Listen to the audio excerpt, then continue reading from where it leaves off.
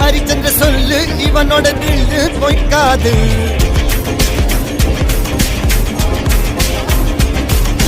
இதனைய கொல்லு இமயத்தை வெல்லு உனக்கு ஒரு எல்லை கிடையாது.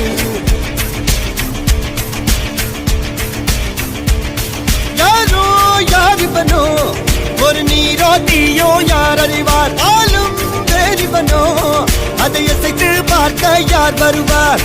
ஓ